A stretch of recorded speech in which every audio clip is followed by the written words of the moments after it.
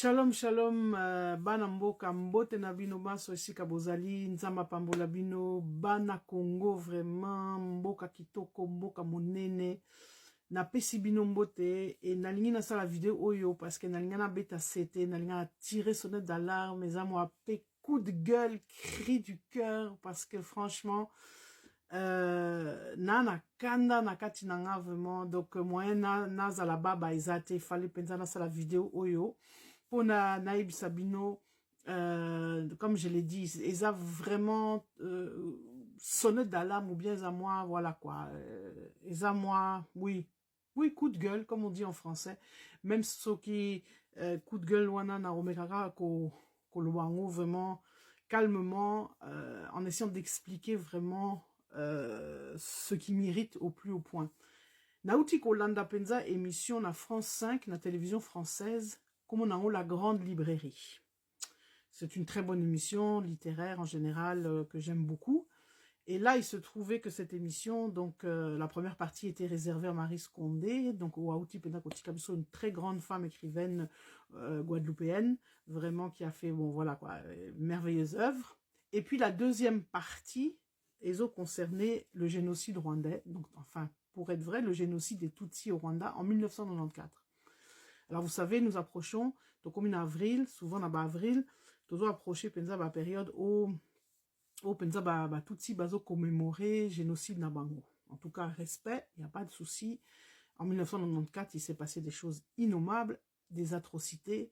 Je respecte profondément la mémoire et la douleur et à bande konabiso, ba vivre penza, comme on dit, l'innommable. Mais, eloko penza ipe singa kanda na émission ana, c'est évidemment certains propos, notamment les propos de Madame Dominique Sélis, qui a écrit plusieurs ouvrages à ce sujet. Je pense qu'Aza métisse, donc Aza moitié rwandaise, peut-être moitié française, naïbiété. Mais propos Athéna qui pensa et Pesaïna Mwakanda, parce que en fait, et elle n'est pas la seule, il y avait aussi une dame française qui a aussi, enfin, les gens qui étaient invités sur le plateau de cette émission, c'était toutes des personnalités, des personnes qui ont écrit donc des livres sur le Rwanda et notamment donc ce génocide qui a eu lieu. Et l'Okopenza et Pesinga Kanda, c'est cette volonté farouche, il y a qu'au nier la suite des événements. Parce que Bisoto Boïté, en 1994, il s'est passé ce qui s'est passé. Et comme je l'ai dit, j'ai beaucoup de respect, je connais des amis, j'ai beaucoup d'amis, Tutsi qui ont vécu cette tragédie, etc. À moins d'être inhumain, à moins d'être, voilà quoi, c'est tout à fait évident que cette tragédie a fait des ravages et a laissé des traces profondes et des séquelles, donc dont on ne peut même pas mesurer les conséquences. Mais l'histoire ne s'est pas arrêtée en 1994. Après 1994, il y a eu beaucoup de choses qui se sont passées. Et c'est eloko ezopesanga kanda, eloko po na nini nga sikoyo na linga na tiré sonnette d'alarme, c'est ce qui s'est passé après et c'est la négation.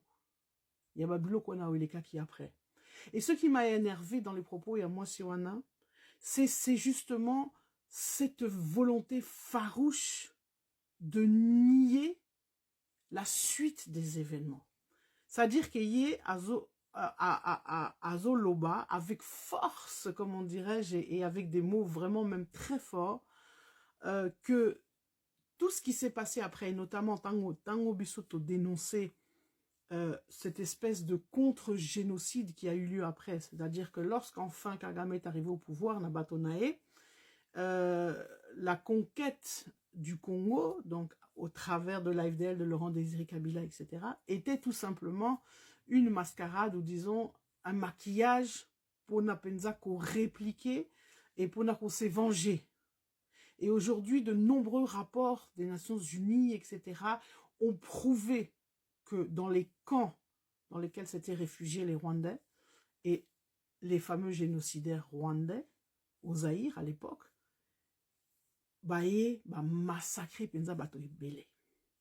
C'est cette négation-là que de dire que non, biloko na eleka quitté, ça n'a jamais eu lieu, etc., etc.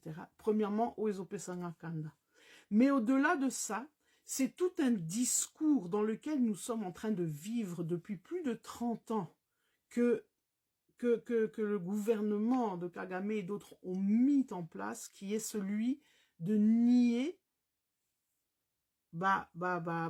comment dire, activité nabango, si je peux dire ça comme ça, pour essayer d'employer des termes très neutres au Congo. Parce que eloko oeleka qui na Congo, ça s'est passé sous silence. Le génocide congolais, on n'en parle pas.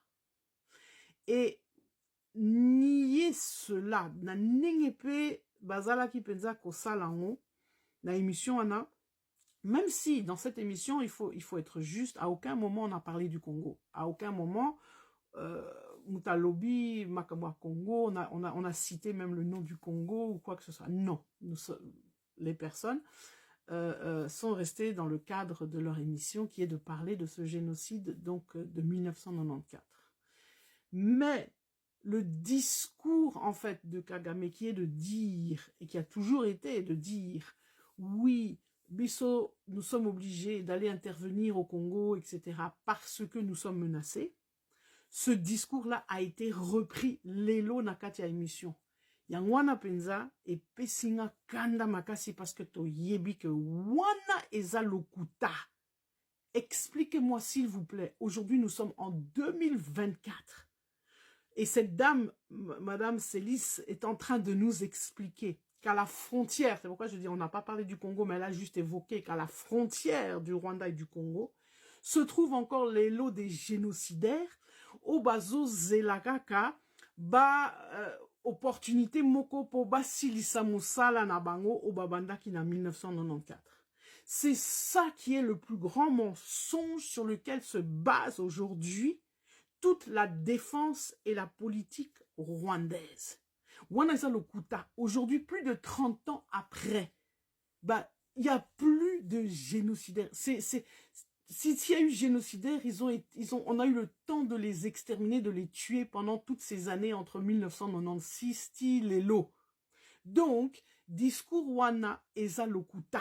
Il n'y a plus de génocidaires au Congo que au bazo zelaraka bazon à Rwanda basilisa musala na bango. Ça c'est non seulement un mensonge mais c'est même de la logique. 30 ans après s'il vous plaît Batouana lelo baroza na âge nini. Quand bien même peut-être tant bazala qui kosala musala mabe na bango ba qui n'a 20 ans.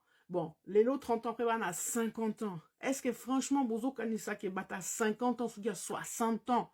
La penza, non, nous sommes bien au courant que tout cela, c'est du n'importe quoi. Et tout cela ne fait en fait que cacher, comme j'ai dit, mabe na bango. Parce que ce n'est pas parce que Tutsi va vivre, et l'autre va viva qui est vraiment terrible et que je dénonce avec la même vigueur, que c'est une raison pour cacher mabe o bango pe basali. Parce que nenge toloba ki yango et biso toyebi yango et c'est cela qu'il faut dénoncer. C'est pourquoi il faut toter les mains pour dire aussi mabe o bango bazo sala na kati ya mboka na biso Congo. Et c'est pour cela que ces mensonges-là qui sont véhiculés pendant des années, il faut les démasquer d'abord, il faut les démonter. Et il faut s'opposer avec toute la force et la vigueur qu'on peut avoir contre comme je dis, contre ces mensonges-là. Parce que nous devons aussi, Congolais, réclamer droit Nabusso.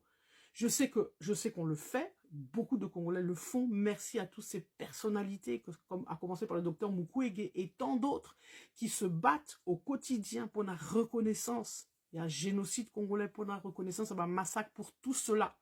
Mais la voix des victimes doit être encore plus forte. Il faut que cette voix-là vraiment se fasse entendre. Et voilà pourquoi il faut ôter les mains. Et je sais que c'est en train de se faire. La jeunesse est bandit pédagosalango.